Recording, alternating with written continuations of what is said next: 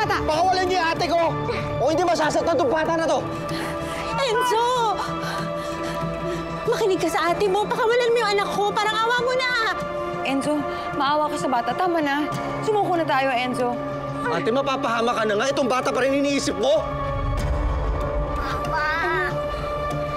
Anak. Enzo, tama na. Sumuko na tayo. Enzo, pwede ba tayo magbagong buhay? Tama na to. Mula noon hanggang ngayon, iniiwan mo ako sa ere. Hindi mo ako mahal. Enzo, hindi totoo yan. Mahal kita. Kaya ako pumayag sa kahit anong gusto mo, kahit umabot tayo sa nagsascam na tayo ng tao. Pero ate, pinabayaan mo ako eh. Sabi mo, babalikan mo ako, di ba? Pero ano ginawa mo? Pati ikaw, iniwan mo ako! Iniwan mo ako kay Tito Sol! Enzo, hindi ko talaga alam gagawin ko na nawala si Mama at Papa. Akala ko tama yung ginagawa ko. Enzo, sorry na. Hindi ko talaga alam. Walang gumabay sa akin, kaya ako ganito. Enzo, tama na. Sumuko ka na. Tapusin na natin to. Sumuko na tayo. Tama na. Huwag mo na saktan yung bata. Tigilan mo na yung bata. Tama na. Ah! Ah! Ano? Huwag mo siya saktan. Ano? Huwag mo siya saktan. Tama na. Enzo! Enzo!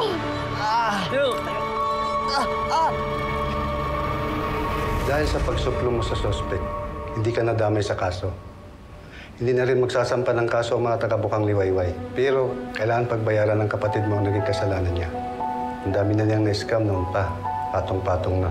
Huwag po kayong mag-alala, makikipagtulungan po kami magkapatid. Pwede ko bang makausap yung kapatid ko? Sige ha.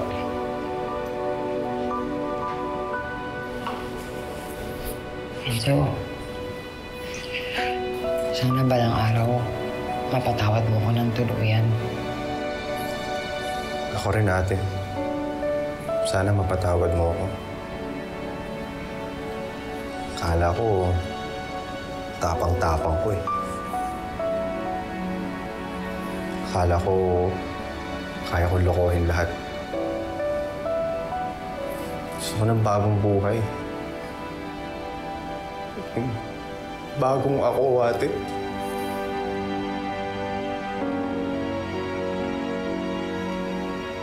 Sana pag kalaya ako, nandiyan ka pa rin para sa akin. Ano ka ba, Enzo? Magkapatid tayo. Kahit maghiwalay tayo, magkikita tayo.